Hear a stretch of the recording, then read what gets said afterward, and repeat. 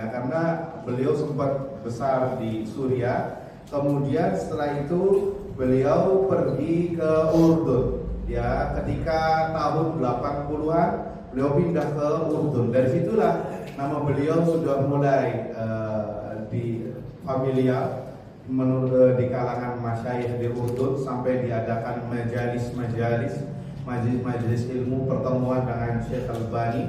Bahkan termasuk beliau yang penasaran ya terhadap Syekh Albani karena namanya sudah kemana-mana, sampai beliau ini bertanya sebuah pertanyaan kepada beliau dan dijawab oleh beliau dengan jawaban yang bagus ya, yang membuat beliau yakin saya harus berkhidmah kepada Syekh Albani rahimahullah. Dan beliau termasuk yang orang dalamnya Syekh Albani, sampai dikatakan Abu Laila termasuk dari keluarga kata Syekh Albani rahimahullahu rahmatan wasi'ah.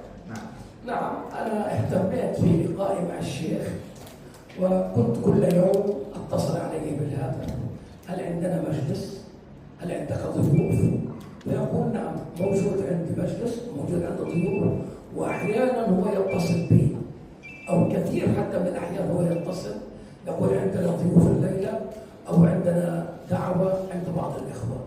ومن هناك الحمد لله بدأت أنا أن أسجل له هذه المجالس العلمية، وما كان لنا قصد أن تصل هذه المجالس العلمية لما وصلت فيها الآن، والحمد لله هذا من فضل الله عز وجل. وسميناها سلسلة الهدى والنور، سميناها سلسلة الهدى والنور، وهي الآن موجودة على جميع المواقع التواصل الاجتماعي. Akhirnya ya, singkat cerita, beliau termasuk yang mondar-mandir ke rumahnya Syekh Albani, sampai beliau itu saking perhatiannya dengan Syekh Albani, beliau menelpon, Syekh ada pertemuan tidak hari ini, ada tamu atau tidak, atau ada pertemuan majelis ataukah tidak, ya. Atau terkadang Syekhnya yang menelpon, Syekh Abu Laila, ya kita kedatangan tamu, kita kedatangan masyayikh, kita ada kegiatan majelis di rumah, fadhal, ya silahkan. Maka dari situlah terbetik kata beliau, ya karena saya termasuk orang yang terdekat terhadap Syekh Albani, sampai-sampai saya merekam semua majelis ilmiah pertemuan Syekh Albani dengan yang lain, karena dalam rangka untuk memberikan manfaat kepada orang lain, sehingga beliau menuliskan rekaman ini dengan nama Silsilah Al-Huda wan Nur, petunjuk dan cahaya, dan itu bisa antum dapatkan di alhamdulillah di internet, ya di internet, dan beliau yang mengurusinya, ya sebagai bentuk khidmah beliau kepada Syekh Albani rahimahullahu ta'ala. Nah, ada pertanyaan lain silakan. Nah, Assalamualaikum Syekh. Tolong bagikan kepada kami nasihat mungkin yang pernah diberikan Syekh Albani kepada antum agar kami bisa istiqomah di atas sunnah Nabi Sallallahu Alaihi Wasallam. Mungkin itu tidak ada nasihat karena ada di kan Syekh Albani yang sehukum ahli istiqamah hatta nastaqim fi amrillah di al-nafa'an Allah azza wa jalla. Wa hiya nasihat allati qad sami'tumu Syekh Albani. طبعا تكرار الشيخ الألباني يربط العالم الإسلامي بأمران: الأول التصفية والتربية. التصفية تصفية العقائد مما دخل فيها من شوائب، والتربية أن نكون عندنا أخلاق الإسلام. نحن دائما وأبدا يعني يتحير الناس تتحير أين تذهب. عندنا الإخوان، وعندنا التحرير، وعندنا التبليغ، وعندنا التكفير، أشكال وألوان. نحن نتمسك بالكتاب والسنة على فهم السلف، وكان في هذا الزمان هم أعلام هذه الدعوة الطيبة الشيخ ابن باز والشيخ الألباني والشيخ العثيمين. ودائما كان يحثنا الشيخ الألباني على متابعة طلب العلم ومتابعة مجالس العلم مع الإخوة الموثوق فيهم على الكتاب والسنة. طبعا على الكتاب والسنة بفهم السلف الصالح. طبعا الكل يدعي وسط الليلة، الكل يقول لك نحن على طريق السنة، نحن على طريق السنة لا. المعيار أن نتبع العلماء والمشايخ ونبقى معهم على سبيل المؤمنين. نعم. Nah, kata Syekh Hafizahullah Ta'ala, kalau kita melihat dakwah Syekh Albani, beliau ya mengikat umat ini, umat Islam dengan dua cara, dengan tasfiyah dan dengan tarbiyah. Apa itu tasfiyah? Pemurnian akidah, yakni memprioritaskan akidah terlebih dahulu dalam mempelajari ilmu agama agar tidak terjadi kesyirikan, bid'ah, khurafat. Ini modal asas utama. Kemudian setelah itu tarbiyah. Apa itu tarbiyah? Yakni intens terhadap masalah akhlak. Jadi dua poin ini tidak boleh jomplang dalam diri seorang penuntut ilmu, tasfiyah dan tarbiyah. Dan itu yang dilakukan oleh para masyayikh, di antara Syekh Albani rahimahullahu taala. Apalagi kita hidup ya di zaman, kata beliau ya, banyak sekali sekte-sekte yang berintisab kepada Islam. Ada Ikhwan Muslimin, ada Jamaah Tabligh, ada Takfiriyin dan lain sebagainya. Maka ini pentingnya tasfiyah dan tarbiyah. Tasfiyah kepada akidah dan manhaj. Kita berkonsekuen terhadap Al-Quran dan Sunnah dengan pemahaman salaf, karena ini yang selamat. Kemudian setelah itu baru tarbiyah. Ya, apalagi di zaman pada saat itu banyak ulama besar, ada Syekh bin Baz sebagai simbol tentang dakwah salaf, ada Syekh Muhammad bin Shalih Al-Utsaimin rahimahullahu taala, kemudian juga ada Syekh Albani yang kita temui di Urdun. Dan Syekh selalu ya memperhatikan tentang masalah para penuntut ilmu al-multazimin yang konsekuen terhadap Al-Quran dan Sunnah. Karena mi'yar inilah barometer seorang dikatakan selamat, konsekuen terhadap Al-Quran dan Sunnah dengan pemahaman salaf sampai bertemu dengan Allah Subhanahu wa Ta'ala. Nah, ada lagi yang lain? Nah, silakan. Masuk waktu isya apa? Belum. Sudah masuk? 1 menit lagi. Tidak tinggal di waktu ini. Ada yang mau bertanya?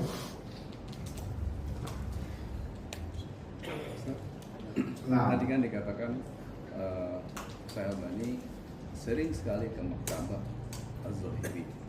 Apakah ini menyebabkan beliau dituduh mazhab Az-Zahiri? Mana? Nah. Oh, yang ma'ruf kama qultu Syekh dari yadhhab ila Maktabah Az-Zahiriyah. نعم. الشيخ كان يتهم بالاتهام من قبل الأعداء وسبب ومن الاتهامات التي وجدت للشيخ الثاني أنه ظالم. بسبب هذا لأنه دائما يذهب إلى المكتبة الظاهرية يسمى الشيخ يتهم بالظاهرية. كيف؟ أنا لم أسمع بهذا أنه يعني هو ظاهري مثلا. لا هي مرتبة عامة. هي مرتبة عامة يعني الكل يقرأ فيها، ليس يعني يتخصص فيها من كان عنده نفس الظاهري. لا هي مرتبة عامة يقرأ فيها الجميع. Syekh belum pernah mendengar tuduhan ini yang disematkan kepada Syekh Albani. Beliau bermadzhab Zahiri. Yang kita ketahui memang namanya Maktabah Zahiriyah, maktabah yang umum yang ada di Damaskus, di Damaskus. Nah, di Damaskus. Jadi itu maktabah besar milik negara ya, dan Syekh Albani sering ke sana dan beliau belum pernah mendengar tuduhan itu. Mungkin lagi rumah Mister ya. Kita ada sebentar ya, break, kemudian lanjutkan lagi.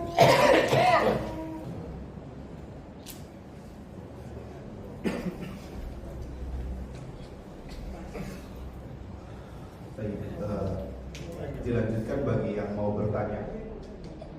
dipersilahkan ya, untuk ada syekh datang dari Yordania menemui antum semua. Masya Allah. Jika ada yang mau bertanya, ya silakan. Bismillahirrahmanirrahim. Ya, di zamannya Syekh Al-Albani itu dia kan mengikuti as-salaf ya Ustaz ya. Ya. Apakah beliau pernah dituduh sebagai Wahabi seperti kita di zaman sekarang ini? Atau mungkin sesat atau menyesatkan? Jika iya, apa yang beliau lakukan? Apakah membantah argumen tersebut atau hanya diam saja? Terima kasih. Kama arafna Syekh Al-Albani ala tariqati salaf salih. Nah, hal yuttaham kadhalik mithla ma fi ayyamina hadhihi yuqal annahu wahabi. Fa idza kana dhalika kadhalik fa kayfa yaruddu Syekh Al-Albani rahimahullah bihadhihi al-ittihamat. بارك الله فيك. الشيخ دائما يقول عن لسنا تيميين ولا وهابيين ولا ظاهريين ولا حجريين. نحن نتبع الكتاب والسنة على فهم السلف. كما لا يخفى عليكم دعوة شيخنا الشيخ محمد بن عبد الوهاب رحمه الله، هو رجل بارك الله فيكم جاء بعلم وجاء بالتوحيد الخالص، لكن تتهم الناس هؤلاء وهابي وهؤلاء كذا. الشيخ يعني لا يدخل في هذا المجال على الإطلاق إلا بالأمور العلمية فقط.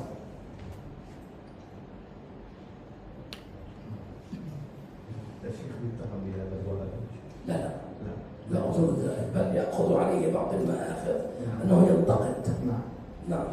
Kalau dituduh beliau sebagai Wahabi tidak, akan tetapi beliau selalu menyinggung ya tentang celaan-celaan yang dituduhkan kepada orang yang sudah belajar agama, yang sudah bermadzhab salaf. Bahkan beliau mengatakan kami bukan pengikut Ibnu Taimiyah, kami bukan pengikut Zahiriyah, kami bukan Wahabi, kami bukan pengikut Ibnu Hajar, kami juga bukan pengikut Imam Nawawi. Ya, Syekh berusaha mengajak manusia sebagaimana Nabi SAW mengajak manusia kembali kepada dalil, kepada Al-Quran dan kepada Sunnah, kepada ilmu yang sahih, kepada tauhid, pemurnian akidah. Ya, dan sematan-sematan itu tidak membuat Syekh down, ya, atau tidak memadaratkan dakwahnya Syekh. Dan Syekh selalu membantah apabila itu berkaitan dengan majalis ilmiah, dengan ilmiah, tidak dengan ego, bukan dengan perasaan belaka, akan tetapi dengan ilmu sehingga orang bisa tahu dan bisa menilai. Seperti itu yang disebutkan oleh Syekh. Nah, ada lagi mau bertanya? Pertanyaan yang bagus, masya Allah. Syekh barangkali bertanya, silakan. Halo Ustaz. Fadhal. Apakah ada tuduhan kepada Syekh bahwa Syekh ini dalam memahami hadis itu hanya berdasarkan tekstual saja, tidak memahami secara kontekstual sih? Nah, tekstual itu secara Zahiri, maksudnya secara zahir. Kalau konteks apa? Ya, di apa namanya, ini maksud hadisnya seperti ini gitu, sesuai dengan mungkin keadaan waktu sebab buruknya atau segala. Syekh hal yuttaham kadhalik Syekh Al-Albani bi annahu yafhamu dalil ala nass adh-dhahir faqat wa la yafham bi mafhumiha wa la bi madlulatiha. Syekh daiman mungkin hal sami'tu bi hadha anna Syekh بارك الله فيك. نحن شرحنا مرات عديدة كيف الشيخ يتبنى المسألة العلمية. الشيخ لا يقلد، كما قلت الآن لا يقلد أحد. الشيخ ما شاء الله يفتح أمهات الكتب ويبدأ بالبحث العلمي على مسألة من المسائل ويرى رأي العلماء في هذه المسألة، وبعدما يقرأ العشرات من العلماء الذين سبقوه يتبنى مسألة.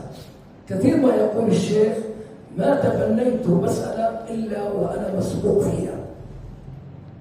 يقرأ مثلا للإمام الشافعي، للإمام أحمد، لابن حزم، لابن تيمية، لابن القيم، نفس المسألة يقرأها، ومن ثم يحكم على ما يقتنع فيه من أدلة ويتبنى هذا الأمر. نعم. Nah, kami sudah pernah menjelaskan ini beberapa kali. Intinya bahwa Syekh Al-Albani tidak bertaklid dengan para ulama atau dengan siapapun. Ya, beliau selalu membuka majal, momen, bahkan sering berdiskusi, membuka ummahatul kutub, kitab-kitab induk, ya, kitab-kitab induk yang klasik. Beliau memahami dalam satu masalah itu perkataan para ulama dalam satu permasalahan, perkataan Imam Syafi'i, Imam Ahmad, Imam Malik, ya, Ibnu Hajar, siapapun. Kemudian setelah mempelajari semuanya dan mempelajari pendapat ulama yang lebih dekat dengan dalil, beliau baru setelah itu mengambil kesimpulan. Jadi beliau tidak secara tekstual, akan tetapi beliau membuka semua permasalahan dalam satu permasalahan pendapat ulama. Baru kemudian setelah itu beliau berhukum yang sesuai dengan yang dekat terhadap dalil, terhadap ilmu yang beliau dapatkan atau yang dikaruniakan Allah kepada beliau, seperti itu. Nah, pertanyaan yang baik, Masya Allah. Barakallahu fikum. Ada lagi yang soal? Fadhal. Bagaimana adab Syekh Al-Albani dalam kehidupan? Bagaimana? Adab Syekh Al-Albani ini dalam kehidupan sehari-hari, baik kepada keluarganya, teman, sahabat, bahkan termasuk kepada murid-muridnya yang bermanfaat. Nah, mungkin tuhadis qalilan an adab Syekh Al-Albani ma'a ahlihi wa ma'a aqaribihi wa ma'a talamidihi wa ma'a nasi ajma'in hatta nastafid. لا شك. الشيخ الألباني رحمه الله على كبر سنه كان يتعامل مع الشباب جميع الأسنان وكأنه من أسنانهم.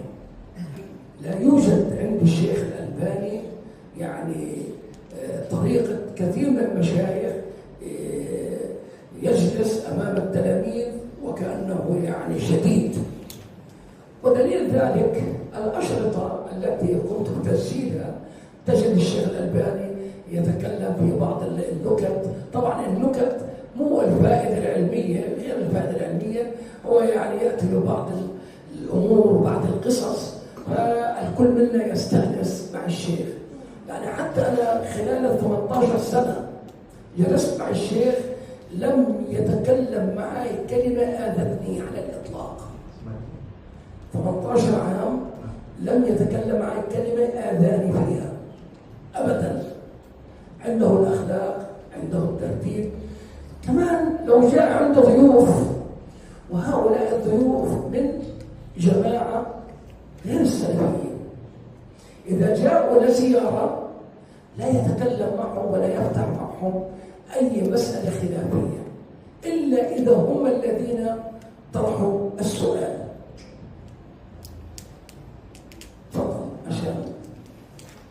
Masya Allah, ini pertanyaan luar biasa. Perlu aku ketahui, Syekh Albani dengan umur beliau yang sudah sepuh pada saat itu, beliau bermuamalah dengan para syabab, para pemuda, dengan semua kalangan. Ya, seakan-akan beliau ini bagian dari mereka. Ini termasuk dari akhlak beliau rahimahullah taala. Ya, dalilnya adalah Syekh Albani duduk bersama murid-muridnya, ya, yang mana beliau merekam semua bertanggung jawab masalah rekaman ini. Beliau paling tahu bagaimana Syekh Albani duduk dengan anak muda, ya, duduk dengan para syabab yang masih baru ABG juga yang 20-30, dan beliau banyak bercerita tentang faedah-faedah yang terkadang di luar pelajaran, nukat, atau kisah-kisah yang kalau kita mendengarnya kita bisa terhibur, ya, bisa terhibur. Ini diantara akhlak beliau rahimahullah ta'ala. Bahkan Syekh sendiri cerita, anak 18 tahun ia berkhidmah kepada beliau Syekh Albani rahimahullah, tidak pernah ada satu kalimat pun yang melukai perasaan beliau. Ya, 18 tahun belum pernah Syekh Albani mengeluarkan kalimat yang menyakiti Syekh Abu Daida. Ini persaksian beliau secara itlak tidak pernah. Ini menunjukkan bagaimana akhlak beliau rahimahullah ta'ala. Terus kemudian juga Syekh kalau datang tamunya yang bukan salafi, bukan di atas manhaj yang benar, Syekh yurahib, tetap memberikan sambutan, dan saya tidak pernah membuka pembahasan, apalagi pembahasan yang isinya khilafiyah. Tidak, Syekh diam. Kecuali kalau tamunya yang membuka obrolan terlebih dahulu, baru beliau ladeni dengan adab. Ini luar biasa. Ya, ini luar biasa akhlak ulama. Ya, perlu untuk kita contoh para ulama, masya Allah. Barakallahu. ليصلك كل جديد لا تنسى الإعجاب بالفيديو والاشتراك بالقناة وتفعيل الجرس تشجيعا لنا لنستمر بنشر المزيد إن شاء الله.